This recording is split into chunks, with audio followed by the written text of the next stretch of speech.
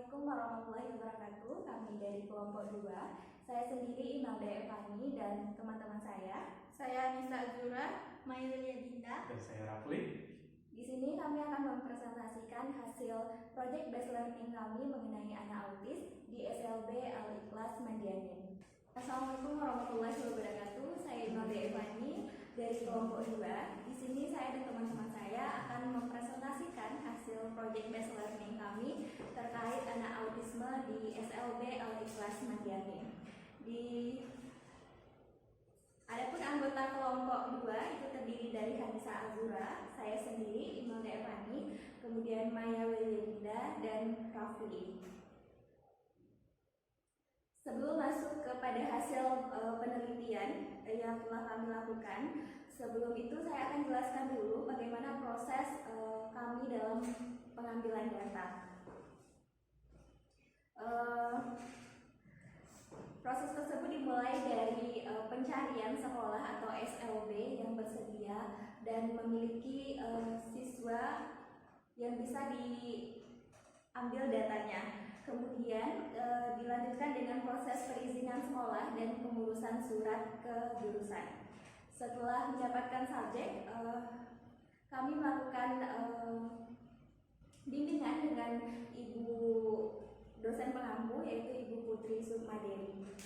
Setelah mendapatkan arahan untuk membuat guideline wawancara dan observasi, kemudian kami beserta kelompok melanjutkan penyusunan guideline wawancara dan observasi.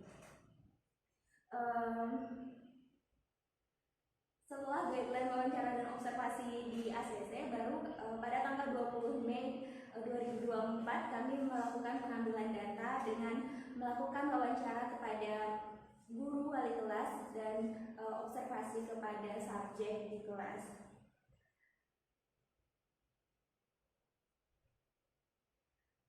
Kemudian ada pun kriteria asesmen yang menjadi acuan kami dalam pengumpulan data, yaitu ada 8. Yang pertama, kemampuan berpikir, di mana kami akan menggali bagaimana anak-anak autis tersebut memiliki kemampuan dalam pemecahan masalah dalam kehidupannya sehari-hari.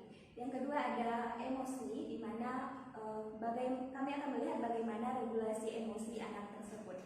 Selanjutnya itu sosial, di mana kami akan melihat bagaimana interaksi sosial anak baik itu di sekolah maupun di rumah. Kemudian motivasi, di mana pada aspek ini kami akan melihat bagaimana motivasi anak dalam belajar. Selanjutnya ada kondisi fisik, di mana kami akan mencari tahu apakah anak tersebut mengalami keterbatasan fisik atau tidak. Kemudian selanjutnya itu ada potensi anak. Kami akan mencari tahu bagaimana apakah ada potensi anak yang bisa dikembangkan lebih lanjut. Selanjutnya itu ada keterbatasan, di mana kami akan melihat apakah anak tersebut memiliki keterbatasan baik itu dalam komunikasinya ataupun dalam interaksi fisiknya sehari-hari. Selanjutnya itu ada pembelajaran saat ini. Adapun identitas subjek dalam penelitian ini yaitu inisialnya adalah KAS, berusia 15 tahun, jenis kelaminnya yaitu perempuan, asal sekolah itu SLB Al-Ikhlas Madianin. Saat ini KAS ini kelas 3 SMP dengan nama ayah inisialnya CG, alamatnya Pintu Kabun. Pekerjaan ayah saat ini yaitu Kepala Bank BRI Bukit Tinggi. Baik, selanjutnya hasil penelitian akan dijelaskan oleh teman saya yaitu Maya Dinda.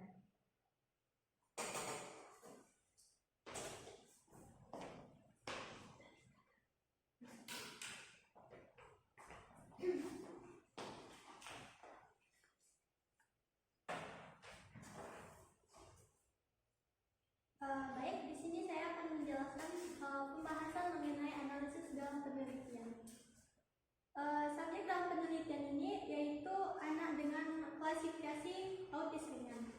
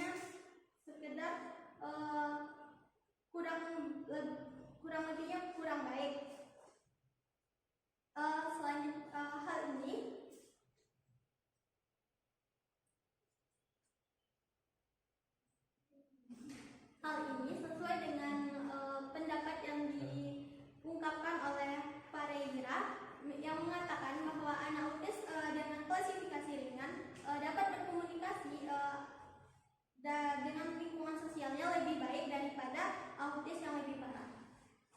Selanjutnya itu anak memiliki keterbatasan dalam komunikasi. Anak yang terjadi pada lapangan, subjek memiliki kesulitan dalam berkomunikasi.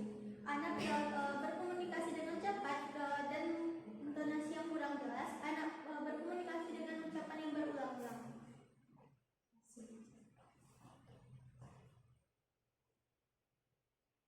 Hal ini dapat kita kaitkan dengan American Psychiatry Association yang mengatakan bahwa anak dengan gangguan autis memiliki gangguan komunikasi yang modalitas.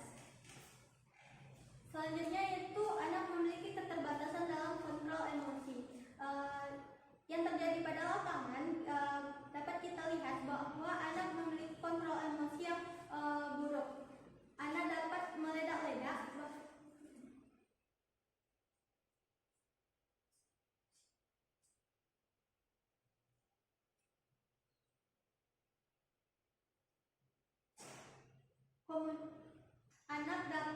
memiliki emosi yang meledak-ledak. Kemudian terkadang anak juga menyerang orang lain, bahkan dapat menyerang gurunya ketika kehendak dia tidak dapat dipenuhi. Hal ini dapat memberikan dampak negatif dan interaksi sosialnya serta menimbulkan tantangan dalam proses pembelajaran dan integrasi di lingkungan sekolah. Selanjutnya, subjek juga menunjukkan perilaku yang egois seperti menghabiskan makanan teman tanpa rasa bersalah, kesulitan dalam mengatasi konflik secara langsung, seperti ia tidak akan mau meminta maaf secara terlebih dahulu kepada temannya. Selanjutnya itu dalam segi fisik, anak tersebut memiliki fisik yang normal seperti orang-orang biasanya. Kemudian kita akan membahas tentang potensi yang dimiliki oleh anak. Berdasarkan hasil wawancara, anak memiliki potensi yang tinggi. Bahkan ia pernah mendapatkan juara 2 dalam lomba menghias seni tangan atau menghias buah tangan.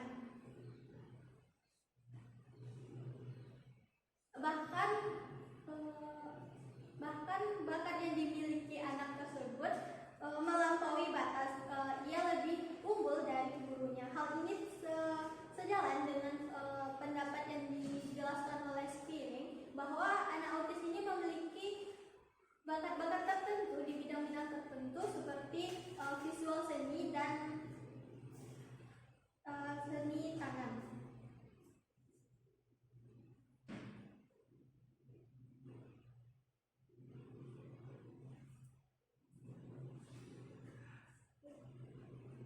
Potensi ini menunjukkan bakat alami dan keterampilan perkembangan baik. Prestasi ini menunjukkan adanya bakat alami dan keterampilan yang dikembangkan dengan baik dengan seni dekoratif. Penelitian sebelumnya telah menunjukkan bahwa banyak anak autis yang memiliki kemampuan luar biasa di bidang seni. Mungkin sekian dari penjelasan saya kembalikan kepada mohon maaf, selanjutnya penjelasan akan dijelaskan oleh teman saya yaitu Raffi.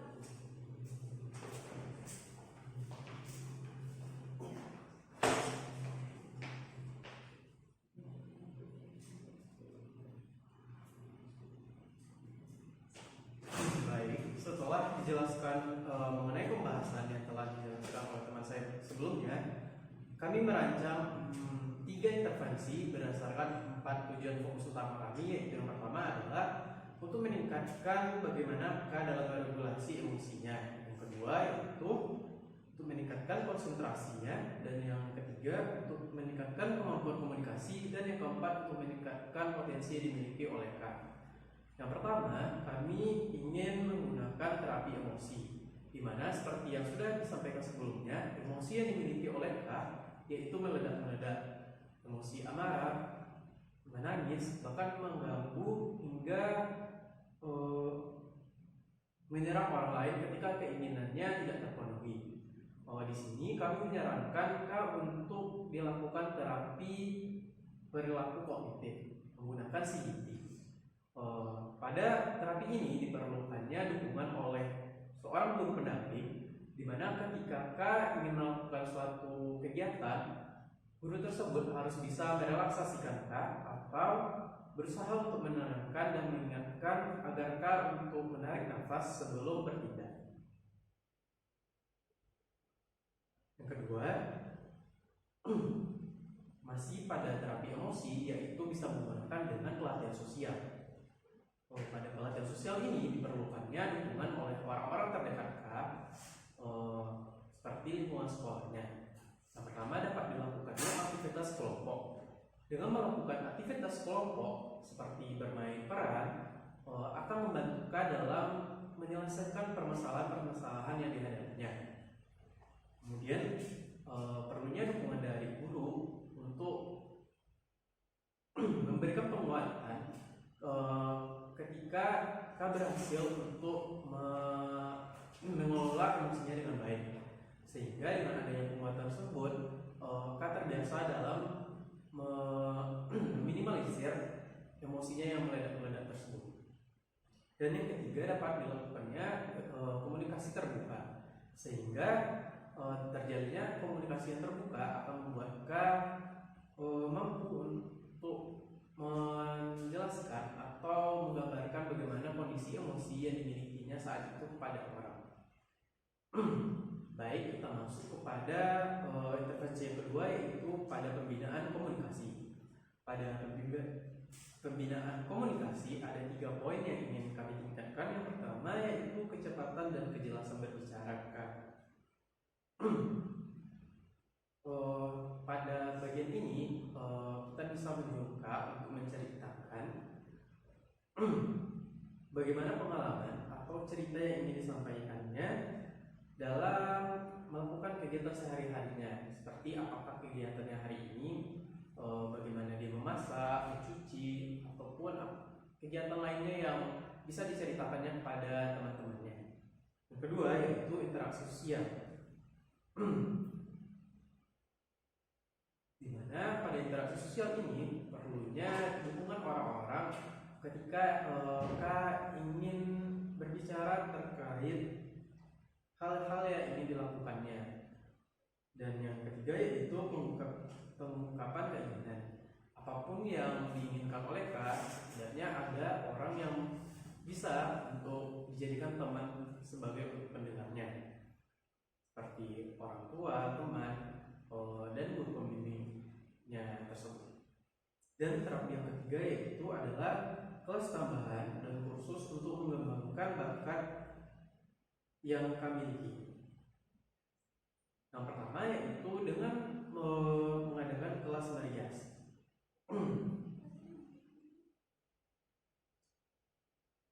Kelas merias ini diharapkan mampu untuk meningkatkan keterampilannya dalam merias diri, yang mana kegiatan ini mampu dilakukan di sekolahnya dalam kegiatan mingguan. Dan yang kedua yaitu kelas tambahan dalam merangkai jimat. Seperti yang sudah dibahas tadi, kami memiliki kemampuan dalam merangkai jimat, sehingga ketika adanya kelas tambahan dalam merangkai jimat, Kak diharapkan mampu untuk semakin ahli dan pandai dalam mengembangkan kemampuan tersebut, sehingga mampu untuk menjadikan hal tersebut sebagai potensi finansialnya di kelaknya nanti. Baik, sekian rancangan intervensi dari kelompok kami, dan materi berikutnya akan dijelaskan oleh teman saya Anissa Azura.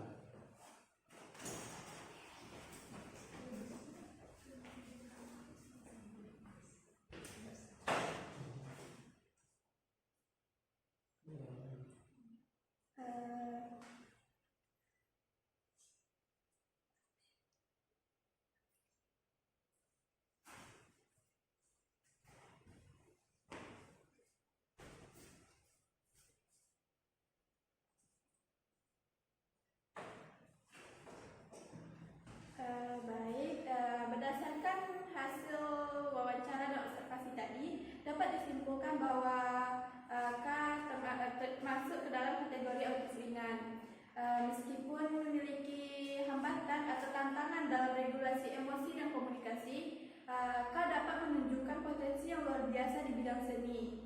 Dengan dukungan regulasi, dengan terapi emosi, pembinaan komunikasi yang intensif, dan partisipasi dalam kelas tambahan dan kursus mengenai bidang seni sangat penting untuk membantu K dalam mengembangkan potensinya agar lebih optimal.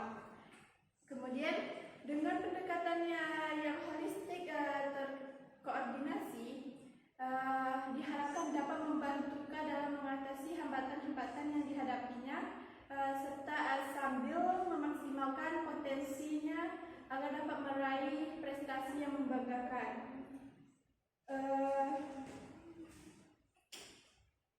Dengan dukungan dari pihak sekolah dan keluarga, itu diharapkan dapat membantu K atau memiliki peluang untuk tumbuh dan berkembang menjadi individu yang percaya diri dan berprestasi.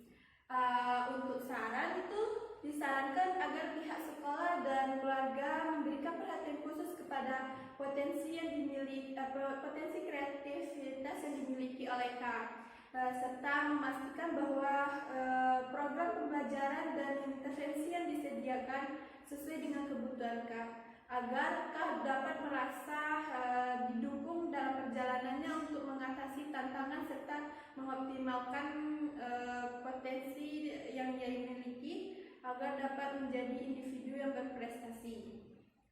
Kemudian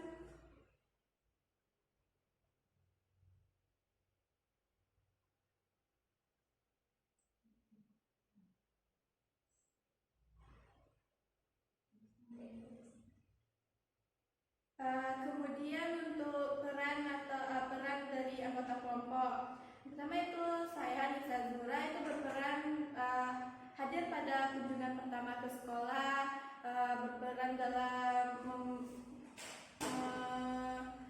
menyusun guideline wawancara dan observasi, kemudian membuat laporan, merancang intervensi, serta observasi anak di sekolah.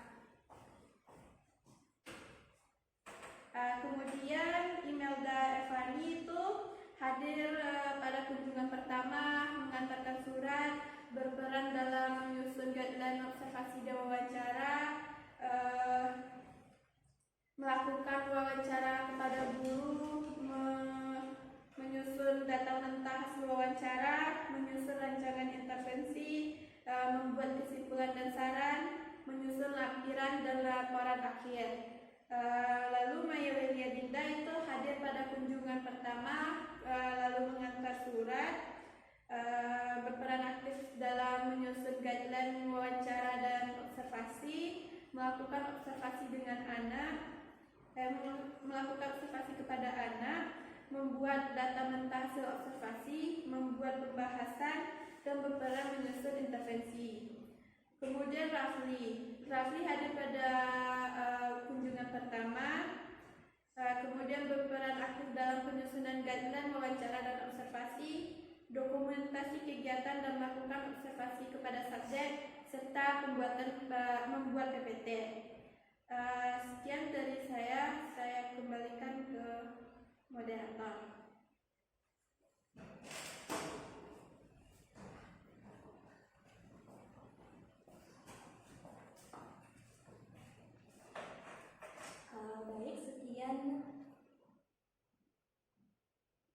Sekian presentasi dari kelompok kami mengenai hasil project based learning terkait anak autis di SLB Alif Kelas Madianya. Saya Imelda Evani selaku moderator mengucapkan terima kasih dan saya tutup. Assalamualaikum warahmatullahi wabarakatuh.